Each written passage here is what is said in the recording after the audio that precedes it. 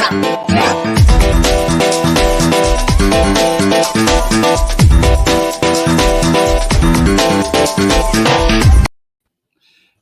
evening, everybody. Welcome back to the Player's Edge tonight. We have a familiar face joining us again, Samantha Perry, the voice and the analyst for, well, not the voice really, but an analyst for Monmouth Park. Have you ever thought about doing the, trying to announce a race, Samantha? Oh my gosh, no. I don't know how they do that, to be honest. It's so impressive to me. Frank is amazing. I don't know how they do it. Have you ever practiced? No. Definitely not. I think the very first day I galloped at Churchill Downs, in my head, I was like, oh, and Samantha Perry's flying down the lane to take the Kentucky Derby, just joking with myself, but no. You never know. You're trying to speak it into the universe. You know, I'm doing a lot of law of attraction stuff, so you never know, right? You speak it out there, maybe the stars jumble it up. Exactly, yeah. The next thing you know, you're living it. So speaking of living it, you're down by the Jersey Shore in the summertime. So how are you living it? Oh, it's hot, but it's hot everywhere right now, I guess, huh? You can't really complain about it because it's everywhere in the United States. It's so hot. In the world, it's hot. But good, clear skies forecasted for the weekend, which is nice. Yeah. Do you ever get a chance to head over to the shore? Yeah, I actually live very close to it. So I don't partake in shore activities because I'm busy studying these horses. Yeah, I can understand. It's the wrong time of the year. They should run in the winter so you could spend the summer on the Jersey Shore. Yeah, wouldn't that be nice? All stop for Samantha, yeah. Yeah, absolutely. I've had a couple of weekends down in Wildwood, New Jersey, Atlantic City, Ocean City. Some of them I remember, some of them I don't, but nonetheless, I was there. So we always had some fun down there. Yeah, I wish the Atlantic City racecourse was still open. That would be fun. Mm-hmm. Did you ever go when it was? No. I never went to the track there. When I was growing up, a really good friend of mine, his father was a professional blackjack player. We lived in the Poconos. Mm-hmm. And Mr. G would drive down in his van to the Atlantic City and play and count cards for a blackjack. Back then, they had one deck. And that's actually how I got into doing risk taking, because I'd say, Mr. G, how do you make money playing? I mean, you're 18 years old, you're 17, you're a boy. You're like, wait a minute, I don't have to work. I can play blackjack. I can go to a casino my whole life. That sounds great. Yeah. Yes, I mean, that's life. But so that's how I learned about managing risk and all that sort of stuff. How about you, Sean? How did you learn? Well, you haven't learned how to manage risk. No, but I actually thought about that today. I'm only 37, but I missed the innocence of being 16, 17, being handed $20, $40 and being able to play horses the whole day long. Now $20 or $40 lasts me a couple races, and you either win off that or you're out pretty quick. Yeah. How did your day go, Samantha? You said you were at another track today. Yeah, I was at Saratoga. Yesterday was my birthday, actually, so I spent it with some friends up here. Sean, warm up the vocal cords, man. No. You don't have to sing. Don't worry. It's okay. But yeah, and I actually got to see at least one of the horses that's running at Monmouth on Saturday up here at Saratoga. Actually, two of them. I saw two of them. So that's good. And tomorrow morning I'll be at Monmouth Park bright and early and gonna go check out how it's going over there. Are you allowed to say which two you saw today? Oh yeah, Bonnie South and Brendan Walsh's what's her name? Lady why am I? It was a Lady Rocket or something like that? Yeah. I don't know why. It's not Lady Rocket, but Lady Rockstar, I think. Oh, Lady Rockstar. Yes, good. It was close with the R, Lady right? Rockstar. Because there's a Lady Rocket as well. That's Brad Cox's filly. But yeah, Lady Rockstar. Both Lady Rockstar, I think she's going to be pretty impressive. So it was cool to see him. Yeah. So as far as the trip, go ahead, Sean. I'm sorry. So speaking of Saturday, I put a poll out there today. If anybody was surprised at the morning line and Tabia being favorite, were you surprised at all with that? In the half? No, not too much. I don't know. It'll be interesting to see how the board changes closer to post time, right? I think Jack Christopher will be bet down even money. You think Sean will be less than even money? Yeah, probably. I think so. Yeah. I don't know, because when and we'll get to this in a second, but when I was going through all the numbers, they're very evenly matched. I felt like it's just going to be, I think Tabia gets maybe the early jump, and then Jack Christopher maybe has a little bit more in the tank at the end, but we'll find out if that's how it plays out. It'll be pretty close. So yeah. What are you hearing from the folks on the ground at Monmouth, and what kind of biases have you seen emerge during these hotter days? The track has been very quick lately, which makes sense. Not a lot of water on it. I mean, obviously the track puts water on it, but just natural causes. No rain lately. The turf has been blazing fast as well. Blazing fast. But it's not like we've had some killer turf horses that on these 2-turn races that they can close like some of these that we're going to get to see on Saturday. But I believe that any horse that's going to the front will be very quick on the front end on our turf course. And also our dirt has been playing pretty fast as well, but outside closers have been doing okay. So some speed outside closers, Sean. Mm-hmm. Will they be doing anything special or a little different with it being so hot on Saturday? They've got a lot of those big cooler fans that have like the misters when horses go into the paddock. And it's kind of cool because a lot of horses will stop just right in front of the fan and stand there for a little bit. Smart horses. Mm-hmm. And if it's too hot, I'm sure they'll do shortened post parades. I've seen that before. Yeah. Did they have that same problem? I think just was when Maximum Security was there. If I remember, it was smoking hot like that. Yeah, didn't they? They had to like delay it, didn't they, or something odd? I don't remember. I wasn't there for that, but I heard it was so hot. Yeah, I think they moved the race's start times back a little bit later on into the day or something, if I remember correctly, to kind of combat the heat. Yeah, it's hot everywhere. So one of the stories at Monmouth this year has been the emergence of Isaac Castillo, and then he ended up getting injured. Do you have any updates on him? No, I don't. I know he's doing physical therapy. That was the last update I had heard. I actually work for the doctor who's overseeing him. He's our track doctor, and no news is good news with that. But I think he should not be too far off. He actually thought he was fine, and then the doc had said, when he was leaving my office, I'd seen him grabbing his neck, and he was like, you know what, you should go to the hospital and we should take a look at it just in case. And then the CAT scans showed just a little break of the cervical bone. So we'll see. Hopefully he'll be back soon. It's kind of a bit humbling, isn't it, where you win, but he had a career high win day, and then the next day that happens. It's just such a bummer. It's how quick everything can change in this sport. Oh, yeah, definitely.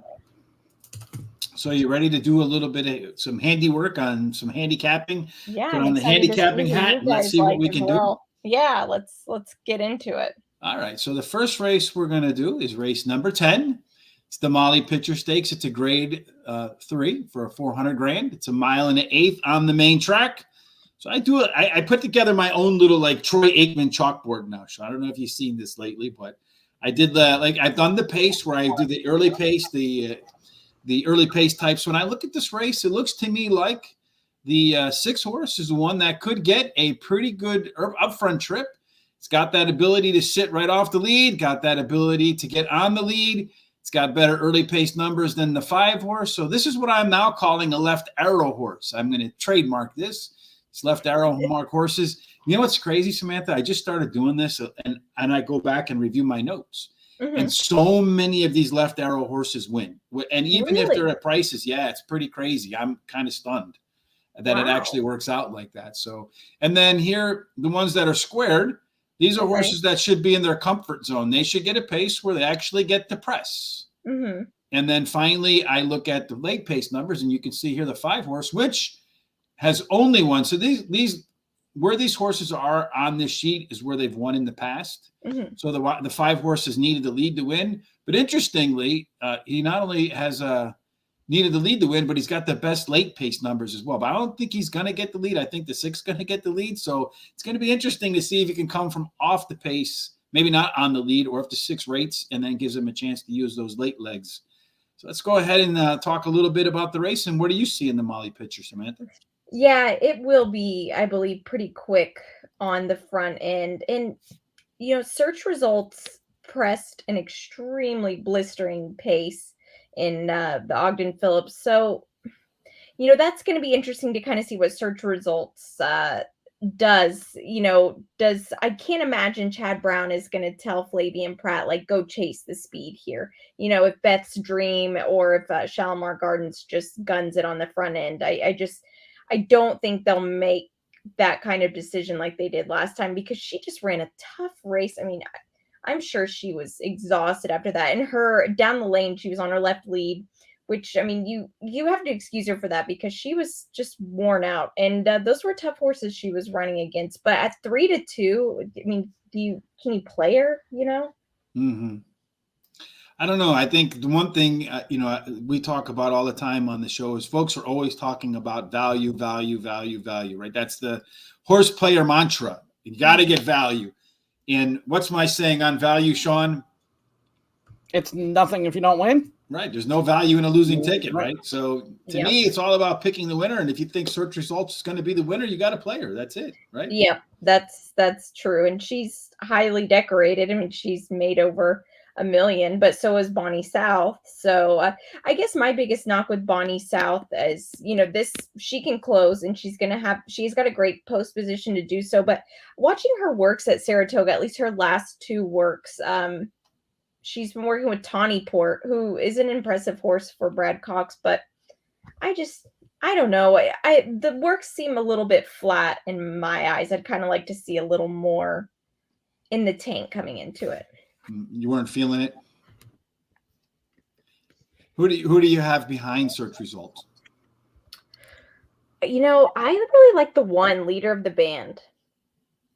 I think that she's a filly that, well, 1, loves Monmouth Park, and 2, last start trainer John Service put pads in the back of the gate for her, so that way whenever she loads, it kind of gets her pushed up into the V of the gate, which helped her break. I mean, the gate hasn't been her best thing, but she was drawing the far outside like her last few races, and I almost wonder, and those are the last horses to load, so I wonder if on Saturday, since she's the 1 post position, maybe having a little more time in the gate might be better for her. I know, it's kind of like counterintuitive. Like some trainers probably think, like, you would think that if you're standing in the gate longer, it would give a horse more time to relax and be a little more lazy in the gate. But maybe with her, it's like reverse psychology. Maybe some time in there, give her a moment to relax, and when the gate opens, she'll be ready to go. Yeah. Who do you think is going to be ready to go, Sean? So I agree with Samantha there, but I'm gonna switch them around. I'm gonna do Leader of the Band on top here. I think there's gonna be a ton of pace, so I think she gets a great setup. There's so much speed in this race. She's got one of the best late kick in the field besides Bonnie South. She loves Monmouth, winning 2 of the 3 races, and there is only 1 of 2 horses to have any starts at Monmouth, and the other one is Best Dream, who she beat by a head last time out. She is also only 1 of 2 horses in the field with multiple wins at this distance, the other being Bonnie South. I went Search Results second. She doesn't need the lead. She's going to be quick, but she doesn't need the lead, so she can come off. She's got the best numbers. She's the classy horse of the field. Gets jockey switch from Irad to Flavian. That really doesn't matter. It's 1 ace to the next ace. And then third, I went number 7, Bonnie South. Again, the setup. I'm not high on this horse to win, but she's got the setup, and she's also got something else that you talk about a lot, Rich, and we learned from her guest. She's the only 5-year-old in this race, so she's the most experienced horse in this field as well. Mm-hmm. Yeah, I don't know if that 4 to 5-year-old difference plays as much as the 3 to 4-year-old does, or the 3 to 2-year-old does. I think all that stuff starts to even out somewhere around that age. So it is definitely something to consider. I know when we had on Robertino Diodoro, when we were talking about 3-year-olds and 4-year-olds, he said he'll definitely take the 4-year-old every single time. It worked out that time. I don't know if it works out every time, unfortunately. For me, I'm going to go, I think, right from the jump, we talked about value in the winning ticket. I think Search Result is I think one of the things here folks are overlooking maybe a little bit. It's the first time that Search Result's going to get a little bit of Lasix. The horse does like to be towards the front of the pack, maybe not on the lead, but right behind the lead. And I have found, and this is an angle you might want to watch, horses that show speed and then get Lasix, that speed stays a lot longer the first time they get a shot of the Lasix. So keep an eye on that. Yeah, that's interesting. Yep. It works all the time. There's a couple of things I'm noticing because I handicap all these races every single day, but some trends that I'm really beginning to see emerge over and over and over again. For me, Beth's Dream is my second choice, just a little bit away from winning 4 races in a row. Something else that I like here, she had a good race last time out, put a bullet work in between races. And when you see a horse do a nice race and then follow it up with a bullet race, that's almost, bullet workout, it's almost always an indication to me that horse remains sharp. Army Wife is my third horse. I know, Sean, I'm only allowed 3, but I'm going to take 4 anyway. Army Wife hit the board in 9 of 9 races on a fast track. Samantha, what's the track going to be Saturday? Super fast. Super fast. Well, 9 out of 9. I guess she'll make it 10 out of 10. And finally, Bonnie South. I agree with you, both of you. I do think that the pace should give Bonnie South a chance to close into the field. It's the only true closer in the pack. But my concern, Sean, is actually the other way around. I don't think the pace is going to be as hot as you think it is. Oh, well, and I was going to ask you too about Beth's Dream. And, we talked about this the other night, and we talk about this a lot. You're worried about her class. This is the first time she's stepping in graded, and up against some classy horses. Well, you got to do that eventually to find out if you are a classy horse, right? Yeah. Absolutely. I would be less inclined probably to take her if she didn't have that bullet workout in between races. So you come off a really strong race, you put in a really good workout. That means to me that horse is on edge right now, Sean. It's ready to go. So we'll find out, right? That's why they run the races. If we all pick the winner over and over again, every horse would go off of 1 to 9. Exactly, right? She gets Paco too, so. Well, that'll be an adventurous ride for sure. You'll know he'll do whatever he needs to do to get her to the front of the pack. Because Paco's like Mikey, man. He'll ride anywhere. You remember those cereal commercials? Give it to Mikey, he'll eat anything. No, I'm dating myself. But back in the day when I was older, they used to have commercials where it was like a cereal commercial, and the kids were given like a healthy cereal, not like the sugary cereals. It was called Life cereal, I think. Yeah. And they would say, give it to Mikey, he'll eat anything. And then he ate it and he liked it. So the other kids would eat it because the Mikey liked it. Okay. So I call Paco the Mikey of jockeys, because send him to any track and he'll like it. He's all over the place. Yeah, he's at Delaware. He's at Parks. He's at Penn. There's a track in the Atlantic area. Paco's there. He's going there. Yeah, exactly. The guy doesn't sleep, I don't think. I don't think so either. All right, the next race we're going to do is race number 11. It is the United Nations Stake. This is a long one, 1 mile and 3/8 on the turf. If you haven't seen it yet, last night, Sean, we had on a guest who won this race. What did he say? 4 times and came in second twice? Something like that, yeah. Mm-hmm. Jose Santos, yes, yep. The Hall of Famer. Had a great career, and I think the highlight of his career was being on this show last night, Sean. Isn't that everybody's highlight? It's just Samantha, you can confirm. Once you get on here, yeah. It is. You've made it when you get here. So the United Nations, 1 mile and 3/8 on that turf. When you're going to go 1 mile and 3/8, what do you think the key is, Sam? Position? Middle moves? Where do you want to be? Oh, gosh. I want to be sitting mid-pack in a moderate pace. But if you don't get a moderate pace, then I think you should be closer. So if it's hot, you want to be up front? All right. What do you think, Sean? Where do you want your horse to be? You know what? I don't really. In this race, again, I think there's enough going for the lead that I want a horse coming from behind in this one. All right. So, Samantha, who are you going to put on top of the United Nations race? I like Adamo. This is a race that's really shaped up to be like a Manhattan rematch. The first top 3 finishers are all in this race, all keep the same jockeys. And watching that Grade 1 Manhattan, I think that Flavien Prat wasn't where he wanted to be in that race. And Adamo was just up on heels, and he wasn't necessarily fighting with it because Flavien has such good hands. So he wasn't necessarily fighting with this colt at all, but it just didn't seem like the spot that he wanted to be in. And due to circumstances, that's where he ended up. And I think he actually ran a really nice race outside of that. I don't think that they're going to get as lucky with letting Manny Franco on the lead on the 4. I mean, if he does get on the lead, he's going to, I can't imagine they'll let him sneak on the front end again like he did last time. That just set up perfect.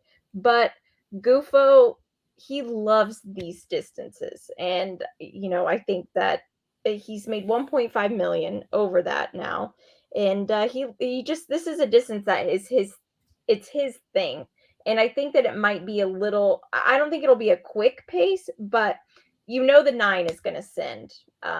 That's the best shot that this horse has is Epic Bromance sending to the front. So I like the fact that Gufo is just this kind of 1.5 mile and 3/8 distance specialist. So you talk about the pace setup again. I put together my little chart here for this particular spot. Yeah. My chart. Hey, so looking here, I can't blow it up as big as the other one because it wouldn't fit on there. So because it goes off the screen then. But you mentioned the 9 horse. So I have the 2 horse in here in the box. So and I think that's Carpenter's Call, if I remember correctly. This one has the best early pace numbers in the field. It's going to probably get the jump on Tribhuvan, who, if that's how you pronounce it, I don't know, but it is now because I'm the official show pronunciator. And but here it is. This one is usually can close too, Tribhuvan. So, but it also has the ability to go forward. So I think you're going to see that horse move up there, but does have the ability to win. It has shown that it can win without getting the lead. I do think Carpenter's Call is going to get to the front. The 3 horse should get a nice stalking trip. And then on the way home, you mentioned Gufo. So I have Gufo here squared off. And if you notice here, there's a couple little check marks or plus marks next to it. That when I look at that, what that tells me, when you look at a horse's early pace or late pace, if there's 1 plus next to it, it has an advantage over the other ones. 2 pluses means it's by far the biggest advantage that any horse enjoys in the field. So its late pace numbers are so much better than the next closest horses that if Gufo's anywhere near the middle of the pack when they're coming out of that turn and the front runners are tiring, it's going to be like right by. So that's the way I'm looking at it. I have Gufo as my top pick, followed behind closely by you have to pronounce these things and get them right, Samantha. Is it Tribhuvan? What is it? Don't worry. People always tell me, make a point to let me know when I say it wrong. So I've heard it pronounced so many different ways. It's like Taiba as well. Like I've heard Taiba. I've heard so many, but I believe it's been confirmed by our publicity guy. It's Taiba. So Tribhuvan. When I was watching the Manhattan and I heard the race caller pronounce it, and I was trying to make note of, okay, this is how you say it. Tribhuvan. Tribhuvan. We'll settle on Tribhuvan. That's what it is. Forget what the track announcer says. We've got it right here. And then behind, I'm actually going to put Carpenter's Call up there because I don't think that the other 2 horses that I had up on the front there have quite the early pace that Carpenter's Call has. So I think actually Tribhuvan and Carpenter's Call could get to the front if they're not crazy and do my favorite thing, Sean, and go out together in 21 in the opening quarter. If they go out in a modest pace, come in the half at 48, somewhere in that range, they might be able to stay up there all the way around. And Carpenter's Call is 20-1. So it's one that you might want to put in there as in your exotics, because if he hits and the pace is modest, you're going to get paid. And then my last horse in there is Kentucky Ghost. This horse has improved his pace figures from start to finish last time. A couple of strong workouts in between that winning effort suggest he'll be ready to go again. And that's another thing that I've seen been working out. If you look on the Brisnet, or I use Brisnet. So in Brisnet, they show you the 2 furlong and the 4 furlong and the late pace numbers. And when they're up from the previous race, it's almost always a sign that the horse is improving.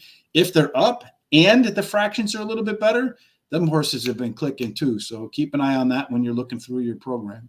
Sean, when you look through your program, what are you finding? So first off, do you remember the Manhattan Stakes? All week you would say how Channel Maker had such the pace advantage and he was going to get out and wire the field. Yeah, and this is complimenting. Just wait. Remember one thing though, Sean? Before also, if you remember that show, because Tribhuvan won that. And if you remember, I said it was going to be one of those 2, and I put Channel Maker on the front and Tribhuvan fourth.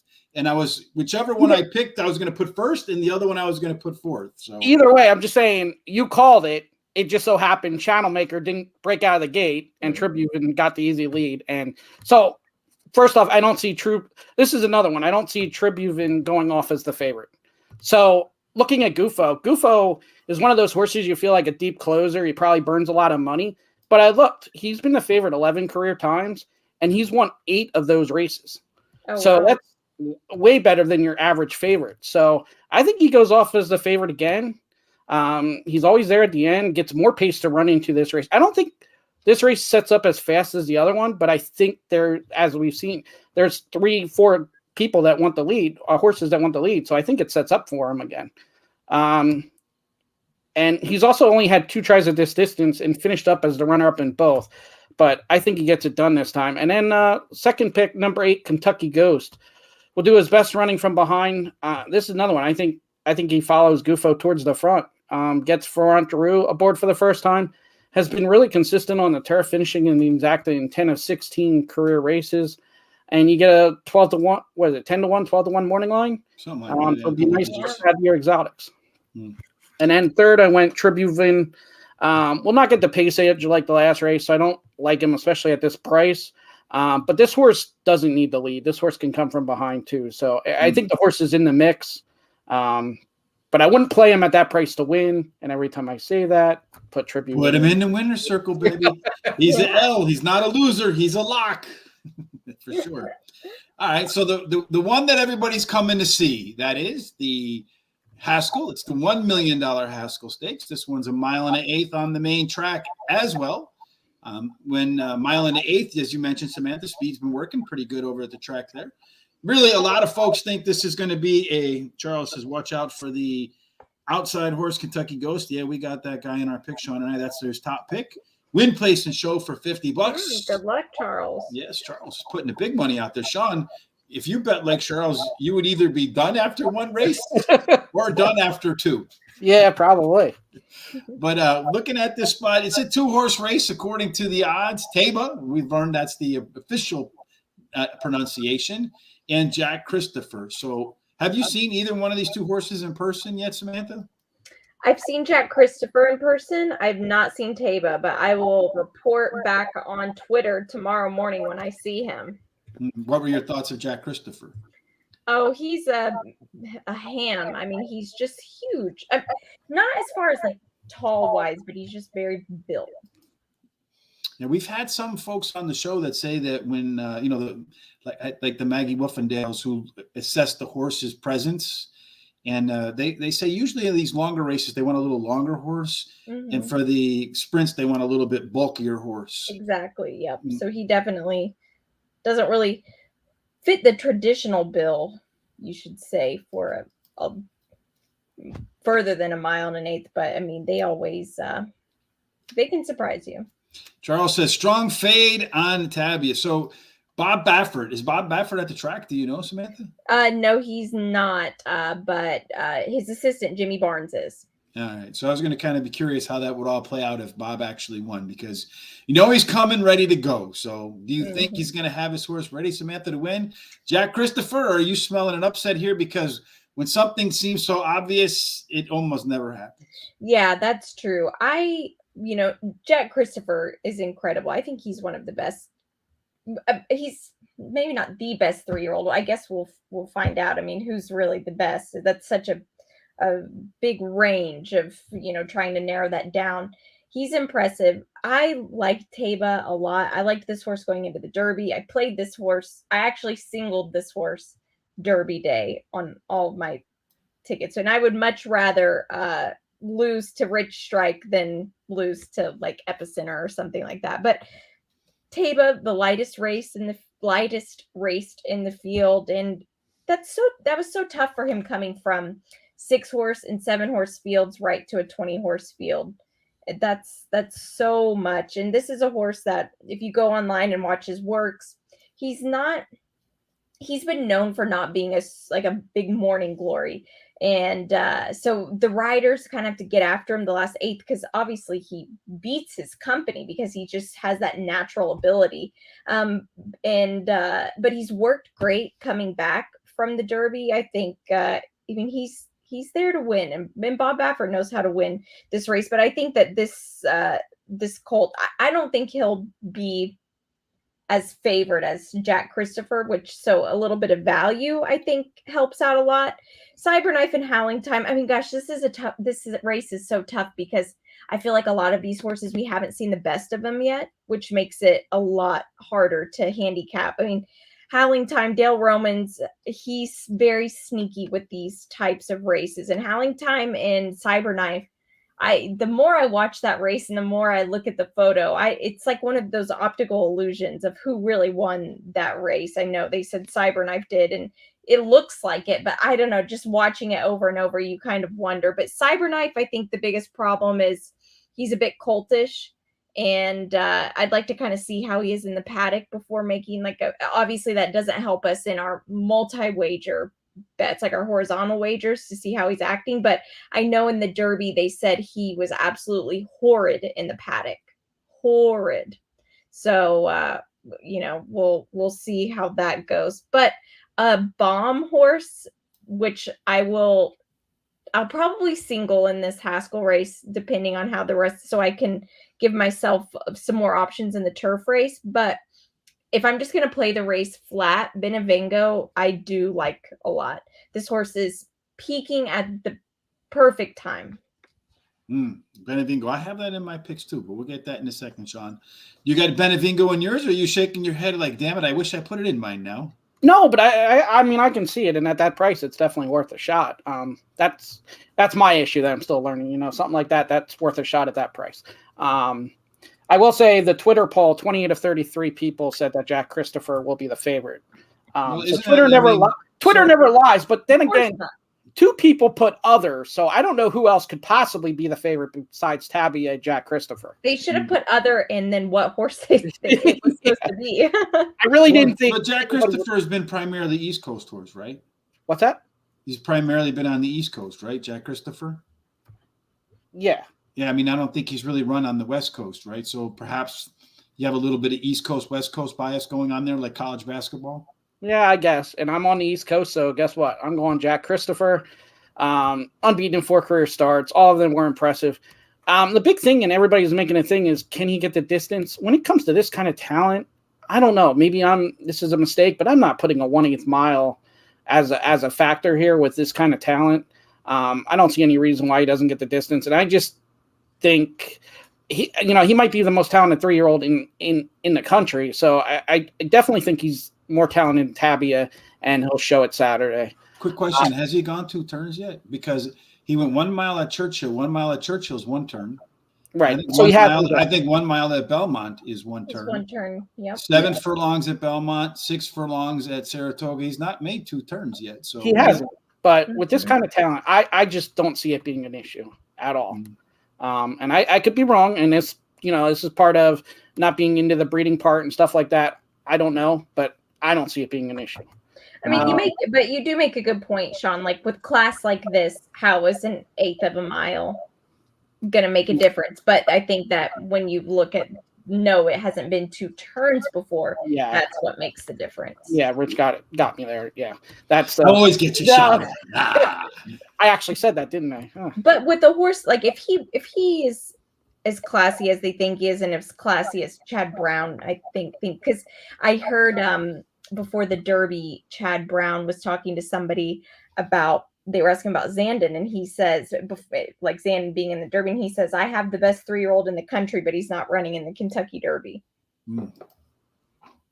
Well, he's going to be running in the Haskell, Sean. And you said right from the beginning of the week that he was your man. Yeah, I mean, and Tabby has been off, what are we at? A couple months. The workouts look great. I mean, too many questions. Switching barns, did he really switch barns? I don't know. But, there's just too many questions there. Jack Christopher Jack Christopher has the one question. Can he do 2 turns? Talent wins there. Now, here's where the second pick, I'm still holding on to White Abarrio. I don't know why, but I feel like as soon as I get off White Abarrio, this horse is going to pop up. So I went White Abarrios for second. Distance, no question for him, as he's winning a second at this distance. I don't know what to make of the last race. He ran a good second behind Tony Port, but I mean, I really feel like he should have won the race if he's as talented as apparently I think he is. He's able to sit off the pace, which I think is going to really help here. I mean, imagine if Tabia and Jack Christopher do get in a battle here and White Abarrio sits right off him, it could really set up. Third, I went with Tabia, back in action after 2-month layoff, gets Bob back. Been working out great. Does he get the good hay too or no? I'm not going there. I have nothing to say about that. I kid. We're allowed to kid, right? It's a YouTube show after all. You can't have any fun. What the hell's the point? All right. So my map here again for this particular race, I have 2 horse as a horse, and I should really write their names next to it. So maybe you can help me out, Sean. Who's the 2 horse, Sean? The 2 horse. Hold on. Taba. Yeah, Taba. So Taba has some of the best early pace numbers in the field, along with the 1 horse. The 8 horse is the one that needs to be on the lead to win, but probably is not going to get it. The 7 horse is Jack Christopher, if I remember correctly. Yep. And Jack Christopher is a left arrow horse, as is the 1 horse. These left arrow horses have gone well. Looking at just when I was breaking down the numbers of this race, the early pace belongs to Tabia. Might get a little bit of a lead, and I don't think that really matters to Jack Christopher because he's been second many times. I think, matter of fact, if I remember looking at the past performances, he doesn't really break to the lead that often. No, usually at the first call, he's second. And if you can see here, usually second on the first call. Every race he's been second on the first call, all but 1 race second on the look at Tabia's first call. Well, yeah, I'm looking at the what I'm saying, though, is that Jack Christopher doesn't need the lead to win. I'm not saying necessarily won't be on the lead. Saying it's not necessary. Tabia has been all over the place on the first call, for sure. But when you break down the actual early pace numbers, this 107 is going to put Tabia on the lead. These 2 horses, I have a feeling, are going to go around the track together. One's going to be in first, one's going to be in second. My biggest concern, as I mentioned, for both of these horses is that it's going to be a who can outrun who contest. And if it becomes that, they're both then going to be vulnerable to going too fast. If it's really hot, it'll probably sap them more than another regular day would. So that's the big concern for me, is that one of them goes faster than it really can go. Maybe he's not ready to go that fast all the way around the track and fades.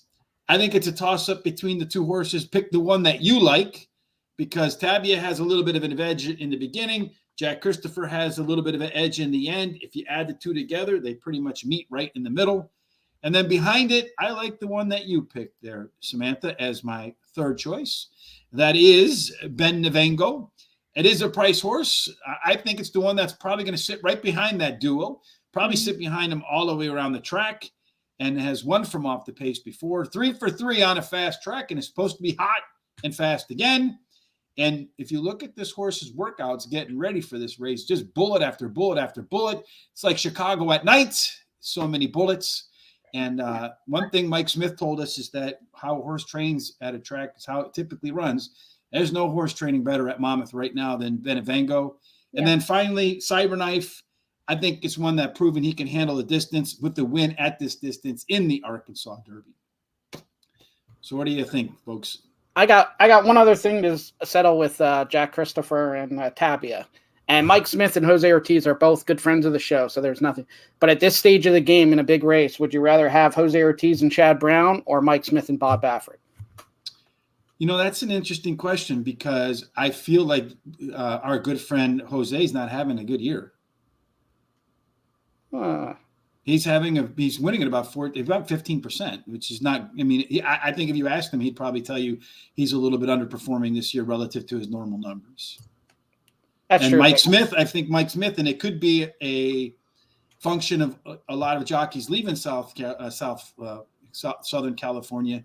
Mike Smith's kind of having a renaissance year, so he had a really good run of it in Santa Anita before they went dark. See how he does at Del Mar in the upcoming meet, but right now I think that's a toss up too, to be honest with you. Okay, I'm looking at the the younger upcoming ones having the advantage there. Mm-hmm. Like, I've been paying attention to the jockeys out there. We do a lot of East Coast stuff, and I want to put Jose in a lot because I like him, but he's really been struggling, I feel like, right now. And I think, and I made a point of this when he went down to Florida, because remember, he's going to stay at Aqueduct. Probably got a little too cold for him. He decided to go down to Florida. Oh, yeah. No one can blame him for saying he's not a smart guy. But when he went down there, I noticed a little riding change for him, because he was noted for soft hands, getting his horses out of the gates pretty quick, being a good near the front rider. And I noticed it looked like he was working a lot on his patience down there, because we've talked to folks who ride up in New York and say patience is important in New York. And maybe he's being a little too patient. and not relying on, what got him to the dance before. So maybe he might want to push his horses up to the front a little bit again. I don't know. Right now, he's probably laughing at me. All right. Samantha, folks want to keep up with you aside from watching you on the Monmouth simulcast. Where can they follow you? Yeah, you can find me on Twitter at Samantha G. Perry. Post a lot of things, updates throughout the day, as well as my picks from the Monmouth cards. We race tomorrow there at 2 p.m. and then of course the big day at noon on Saturday. It'll be a great day of racing, very, very fun. So excited, especially if any of our watchers are coming. Make sure to say hi. Would love to meet you guys. Mm-hmm. If you're at Monmouth Park, stop by and say hello to Samantha for us. Maybe when Sean and I are out in Saratoga, maybe you could come up to Saratoga and say hi to us. There you go. Yep, for definitely. Sure. Yeah, we'll be there Friday, Saturday, and Sunday. The week of that, you'll probably be working. When does Monmouth shut down? Our last weekend of racing is the last weekend of September. So you'll be running that weekend for sure. Mm-hmm. All right. Well, we'll make a point to come out to Monmouth one day, right, Sean? Yeah, absolutely. I've been to Monmouth. It was great, but I will say, one of the things we did say is the heat really stinks there, and really deal with it. Yeah, it Saturday, is. so well, we'll have to go back to the Jersey Shore, and we'll see if it's a weekend we remember or not. That's how we started the show. That's how we'll end the show. Hey, we appreciate everybody for joining us tonight. Samantha, once again, we appreciate your company. Look forward to the next time we get together. We'll be off tomorrow because Tom is on vacation, so no foreign Friday. Spot Plays will be back on Saturday. Sean, what time will they be back Saturday? What time have they been doing? 9 a.m.? Mm-hmm. Yeah, 9 a.m. And then Horse Center next week. Monday we have Jockey Farron Peterson. Awesome. Tuesday I have somebody, but he's not confirmed, so I'll wait to release that. And then Wednesday we have newest member of the 6,000 Win Club, Deshaun Parker. Awesome. Beautiful. Looking forward to that. Should be another fantastic week. Any idea what we're doing next Thursday? I do not. No, I'll start working on that, but no, I do not have that scheduled yet. All right, I'll be back on Monday to cover Parks. I don't know that if Terry won't probably be back with me, so I'll still be solo. So forgive me for all the mistakes I make. It's hard to do this and run the show and do all the talking, everything at the same time. Samantha wants to handicap Parks too. Do you want to join me on Monday, Samantha? Oh gosh, I don't pay attention to that track enough. I might be like throwing shots in the dark. Those are the ones that always win. Sometimes that's what I feel like. You're right. You've had to have those days when the horses are done running and you go back and say to yourself, did I look at the right card? Yeah. Yes, I've had those days. All right. But until we get back together again on Monday, no matter where you are, if you're at Monmouth again, stop by, say hello to Samantha, check her out on her Twitter account as well. And then no matter what you do between here and the next time we get together, Sean, we hope everything you do ends up in the winner circle. Thanks again for joining us and have a great weekend.